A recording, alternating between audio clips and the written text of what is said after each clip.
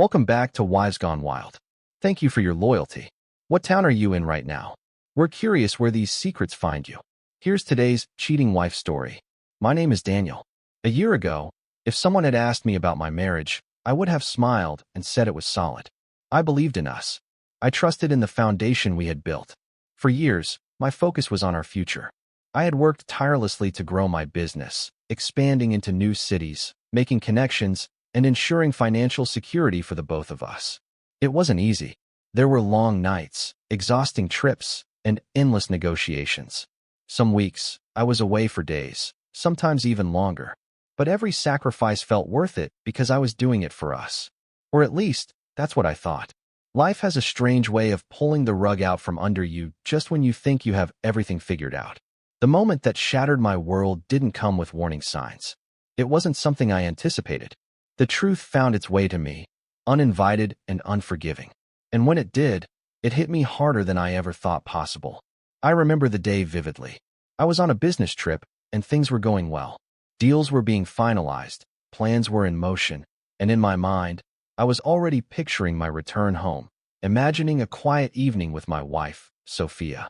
I was exhausted but satisfied, knowing that every late night and every long hour was dedicated to securing a better future for us. Then my phone rang. It was Mark, an old friend. But the moment I heard his voice, I knew something was wrong. He hesitated, his tone uncertain, carrying a weight that made my stomach turn. "Daniel, listen. I don't know if I should even be telling you this, but I can't keep it to myself." I held my breath. I just saw Sophia. She was coming out of a hotel with another man. Silence. My mind struggled to process the words. For a second, I thought I misheard him. Maybe there was a mistake. Maybe he was talking about someone else. But Mark wasn't the kind of person to joke about something like this. "I took photos, Daniel. I didn't know if I should, but I had a bad feeling. I'll send them to you now." A second later, my phone buzzed. My fingers felt stiff as I opened the message.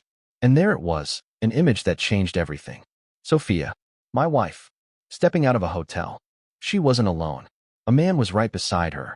At that moment, my world didn't just crack, it collapsed. But I didn't react. Not yet. I didn't call her. I didn't scream. I just stared at the images, my mind refusing to accept what was right in front of me. "Daniel, are you there?" Mark's voice pulled me back. "Yeah, I'm here." I forced my voice to stay steady. "Man, I didn't want to be the one to tell you this, but you needed to know." I nodded, though he couldn't see me. He had no idea what this meant for me. No idea how. In that moment, everything I thought I knew had just unraveled. And deep down, I realized something else. He was right. I needed to know. But now that I did, what was I supposed to do next? I sat there, staring at my phone screen, the images burning into my mind. My heart pounded in my chest, but my hands were ice cold. Every fiber of my being wanted to believe there was another explanation. Some kind of mistake, some kind of misunderstanding. But deep down, I already knew the truth. Sophia, the woman I had loved, the woman I had trusted with everything, had betrayed me. I could hear Mark's voice on the line, but his words faded into the background. My thoughts were too loud, my emotions too tangled. When I finally found my voice, it felt foreign to me, like I was speaking from outside my own body. "Thanks, Mark." That was all I managed to say before I hung up. I should have been angry, furious, even, but all I felt was numb. The betrayal was too big, too sudden. I couldn't even process it all at once. Instead, I sat there in my hotel room, staring out at the city lights, my mind racing. How long had this been going on? How many times had she done this while I was away, working for our future? Had everything between us been a lie? I didn't sleep that night. Instead, I spent hours looking at the photos over and over again, searching for something, some clue, some detail that might soften the blow. But the truth didn't change. It didn't bend or break to make things easier for me. It was relentless. By morning, I had made a decision. I wasn't going to ask questions. I wasn't going to beg for explanations or sift through lies. I needed to see her face when she realized I knew. I needed to see if she would lie to me, even then. So, I booked an earlier flight home. The journey back felt surreal. I moved through the airport, through security, through the plane ride, as if I were sleepwalking. I barely remembered the drive from the airport to our house. All I knew was that I needed to get there, now. I didn't call ahead. I didn't send a text. I just walked through the front door, and there she was. Sophia stood in the kitchen, humming softly, chopping vegetables as if nothing had changed, as if the world hadn't just collapsed around me. She turned, her face lighting up with a warm smile. "You're home early," she said, wiping her hands on a towel. "How was your trip?" Her voice was light, easy. She had no idea. I forced myself to smile, forced myself to respond normally. It was fine. I watched her closely, studying every movement, every glance. Had she been with him last night? Did she think about him while standing in our kitchen, pretending to be the loving wife? She moved around, talking about her day, completely unaware of the storm about to hit. And then, when she least expected it, I said it. "Unlock your phone." The words hung in the air like a challenge. For the first time since I had walked in, Sophia hesitated. The smile faltered. The air changed. Her fingers twitched slightly, but she recovered quickly, letting out a small laugh. "What? Why?" she asked, trying to sound playful. I didn't answer. I just watched her. She shook her head, still forcing a smile. "Daniel, come on. This is ridiculous." Still, I said nothing. I simply held out my hand. I was calm, too calm, and she knew it. The moment stretched between us, thick with unspoken words. Then, for the first time, I saw it, the flicker of fear in her eyes. She knew, and she knew I knew. The kitchen was silent. The only sound was the soft hum of the refrigerator, the distant ticking of the clock. Sophia stood frozen, her eyes darting between me and the phone in my outstretched hand. The playful mask she had tried to wear was slipping, and in its place, something raw and unguarded flickered, panic. "Why are you acting like this?" she asked, forcing another nervous laugh. "Do you seriously not trust me after all these years?" I still didn't respond. I simply held her phone between us, my fingers tightening slightly around the device. "Unlock it." Her arms crossed over her chest in a weak attempt at defiance. "This is ridiculous, Daniel." I remained silent. She shifted on her feet, swallowing hard. I saw her mind working, scrambling for an excuse, a distraction, anything to steer the conversation away from where it was heading. "What's gotten into you? Why are you even asking me this?" I let out a slow breath, keeping my voice calm, steady, because I need to see it with my own eyes. Her fingers twitched. Her breath hitched ever so slightly. And in that moment, I knew. If she had nothing to hide, she would have unlocked it without hesitation. But she didn't. She stalled. She tried to turn the conversation on me, making me seem unreasonable. I took a step closer, holding the phone up between us. My voice dropped lower. "Sophia, unlock the phone. Now." Her face drained of color. For a long moment, she just stood there, weighing her options. Then, with shaky hands, she reached out and took the phone from me. Her fingers hovered over the screen, hesitating for a second too long before she finally entered the code. The screen unlocked, and that was all it took. The first thing I saw was a string of unread messages, some from a saved contact, others from an unknown number. My chest tightened as I clicked on one. Then another. Then another. It was all there. Explicit texts, photos, videos, conversations filled with intimate details, things I had once thought were only shared between us. But the most gut-wrenching part? She had sent him the same kind of pictures she used to send me. The same words, the same tone, the same teasing messages meant to remind me of what was waiting for me at home. Except they hadn't been just for me. I felt my pulse thudding in my ears as I scrolled through the messages. Hotel reservations, late-night chats, talks about how easy it was to deceive me, how I was always too busy, too trusting, too blind to notice anything. My stomach twisted. Sophia collapsed onto the couch, clutching her face as sobs racked her body. "Daniel, please," she gasped between choked breaths. I didn't mean for this to happen. I didn't say a word. I was lonely." She sobbed harder. "You were never home. I just made a mistake." A mistake. That was what she called it. I stared at her, at the woman I had once believed was my forever. She was shaking, tears pouring down her face, desperately trying to explain. But I wasn't listening. I had seen everything I needed to see. Slowly, methodically, I transferred the messages, the photos, and the videos to myself. Every piece of evidence, every betrayal, every lie, saved. Then, just as calmly as I had asked her to unlock the phone, I set it down on the table between us. Sophia looked up, her tear-filled eyes searching my face for something. Sympathy, forgiveness, maybe even a chance to explain. She found nothing. My voice, when I finally spoke, was colder than I had ever heard it. I don't need to hear your excuses. I turned on my heel and walked past her, straight to the bedroom. I pulled out a suitcase and began packing. Clothes, documents, the essentials, everything I needed to walk out that door and never look back.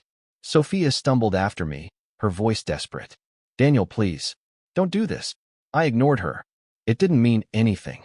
I love you, she cried. The words rang hollow. I zipped up my suitcase, grabbed my keys, and without another glance at the woman I had once given my heart to, I walked out the door. I didn't yell. I didn't scream. I didn't even slam the door behind me. Because I knew, when you're truly done with someone, you don't need to make a scene. You just leave. The night air was crisp as I stepped outside. I didn't turn around. I didn't look back at the house that had once been my home. I just kept walking, gripping the handle of my suitcase, feeling the weight of finality settle in my chest. I got into my car, started the engine, and pulled away from the driveway without a second thought. I wasn't thinking about where I was going. I wasn't thinking about what Sophia was doing at that moment. I was only thinking about one thing: this is over. And I meant it. By the time I reached my temporary apartment, my phone had already lit up with missed calls. Sophia. Again and again. Desperate messages, frantic apologies. I didn't answer. I didn't even read them. Instead, I blocked her number. If she had anything to say, she could say it through my lawyer. The next morning, I made the first call of the rest of my life. I need to file for divorce. Immediately. And that was the difference between us. She had acted on impulse. Reckless, selfish, unthinking. I acted with purpose. With clarity. There would be no drawn-out conversations. No teary-eyed mediations. No last-ditch attempts to work things out. I wasn't interested in hearing excuses. I wasn't interested in closure. I was only interested in freedom. My lawyer made things clear. No unnecessary meetings, no emotional manipulation, no endless back-and-forth negotiations. Just a clean break. And for the first time in months, I could breathe. But that didn't mean the pain disappeared overnight. There were mornings when I woke up and felt the emptiness beside me in bed. Evenings when I caught myself reaching for my phone to text her before remembering there was nothing left to say. The weight of betrayal didn't just vanish. It lingered, sitting heavy on my chest. But I had a choice. I could let this break me. I could drown in the bitterness, let it consume me. Or I could take every ounce of pain and turn it into something useful. So that's what I did. I threw myself into my work with relentless focus. The expansion I had once planned, I made it happen, and fast. I didn't just move into new cities. I rebranded my entire life. I stopped mourning the past and started chasing the future. Day by day, the weight of what had happened grew lighter. Not because time magically healed anything, but because I made a conscious choice to heal. Months passed. One morning, I looked in the mirror and barely recognized the man staring back at me. Stronger, smarter, wealthier. By then, the divorce was almost finalized. It had dragged on longer than necessary because Sophia wanted more. She thought she was entitled to more than I was willing to give. But she was wrong. The best part? I felt nothing for her anymore. No anger, no sadness, no love, just indifference. And indifference, my friends, is the best revenge of all. Months had passed. I had built a new life, one without Sophia, without the weight of betrayal dragging me down. My business was thriving, my mind was clearer than it had been in years, and for the first time in a long time, I felt free. Then, one night, everything shifted again. It was late, well past dinner. I had just wrapped up a long day of work and was looking forward to a hot shower and some much-needed sleep. The city outside was quiet, wrapped in the stillness of the evening. And then, a knock at the door. I wasn't expecting anyone. For a moment, I considered ignoring it. But something in me, the same instinct that had told me to check my phone that day, urged me to see who it was. So I pulled open the door. And there she was, Sophia. She stood on my doorstep under the dim porch light, her eyes red-rimmed and swollen, her face streaked with tears. But that wasn't what shocked me. It was her stomach. Round, heavy, pregnant. For a few seconds, I just stared, my mind completely blank. And then she broke down completely. Between gasping sobs, she poured out her story. How she had spent months crying herself to sleep, haunted by regret. How she had realized too late that she had thrown away something irreplaceable. I never stopped loving you, Daniel. I was so lost. I let loneliness push me into making stupid choices. I wish I could take everything back. And then, the final blow. Daniel, this is your baby. She said it like a lifeline, as if she truly believed those words would pull me back to her. She wanted another chance. She wanted us to be a family again. She promised that this time, she would be faithful, that she had changed. I stood there listening, watching, and for a brief second, I almost felt sorry for her. But then I reminded myself, she wasn't here because she loved me. She was here because she needed something. I let her finish. Let her pour out every apology, every carefully crafted plea meant to tug at my heartstrings. And when she finally stopped, looking up at me with hopeful, teary eyes, I simply nodded and said, "All right, let's get a DNA test." The second those words left my mouth, her entire face changed. The tears stopped. The panic set in. "What?" she stammered, letting out a nervous laugh. "Daniel, how could you even ask me that? You think I would lie about something like this?" I didn't answer. I just looked at her, waiting. She kept talking, her voice rising, her words tumbling over each other in a desperate attempt to regain control. "You should trust me. You always trusted me before. Asking for a test is an insult. Daniel, it's like you never really loved me at all." And right then and there, I knew. I saw right through her. If she had nothing to hide, she wouldn't be afraid. If she was certain this child was mine, she would have agreed in an instant. But she didn't. She fought it. I took a deep breath, stepped back, and rested my hand on the door. "If you won't take the test," I said calmly, "I have nothing to say to you." And then, without waiting for another word, I closed the door in her face. I stood by the door for a moment after closing it, listening to the silence that followed. No more sobbing, no more pleas, just stillness. Then, after what felt like a lifetime, I heard her footsteps retreat into the night. I exhaled slowly. I had thought I had seen the worst of Sophia's deceit. I was wrong. Months passed. I continued living my life, focusing on my business, my goals, and the freedom I had earned. I didn't think about her anymore, not in anger, not in sadness. She was nothing more than a closed chapter. Then, out of nowhere, I was served with a lawsuit. Sophia was taking me to court. Her claim? That I was abandoning my child. The same child she had refused to take a DNA test for. The irony wasn't lost on me. In her version of the story, she was the victim. She told the court that I had cruelly walked out on her when she needed me the most. That I had refused to take responsibility, leaving her alone to suffer. It was a well-crafted sob story. She cried. She sniffled. She played her part perfectly. To someone who didn't know the truth, she looked like a woman who had been betrayed. A woman who had loved too deeply and had been abandoned by the man she trusted. There was just one problem. She was lying. What she didn't realize was that I was no longer the man she could manipulate. I had the money. I had the resources. And most importantly, I had the will to fight back. So, I did what any man in my position would do. I hired the best lawyers in the city. Not just any lawyers, specialists. Professionals who had built their careers tearing apart manipulative spouses in court. And Sophia? She was just another case for them. The trial was brutal. My legal team wasted no time dismantling her claims. They presented the evidence, her affair, her refusal to take the DNA test, her blatant attempts at extortion.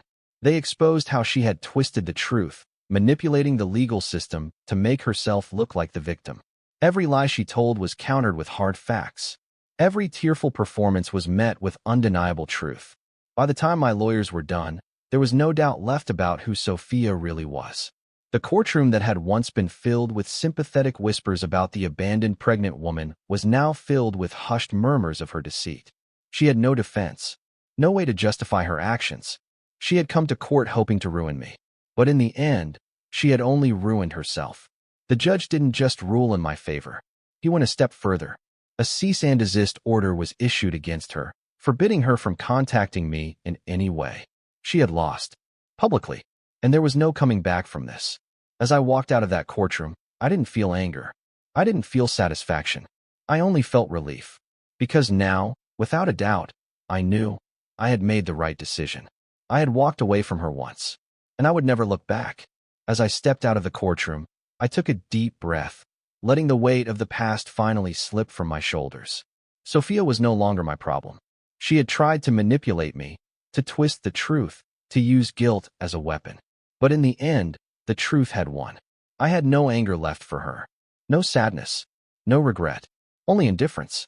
And indifference, my friends, is the best revenge of all. I walked away that day knowing one thing. When someone shows you who they truly are, believe them the first time. Life has a way of teaching us lessons the hard way. I ignored the warning signs. I trusted blindly. And I paid the price. But I also learned that walking away is sometimes the greatest power you have. Some people don't come back out of love. They come back out of desperation. And if you let them in, they will destroy you all over again. What do you think? Would you have handled it the same way? Or do you believe in second chances? Let me know in the comments. I'd love to hear your thoughts. And if you made it to the end, thank you. Your support means everything. See you in the next story.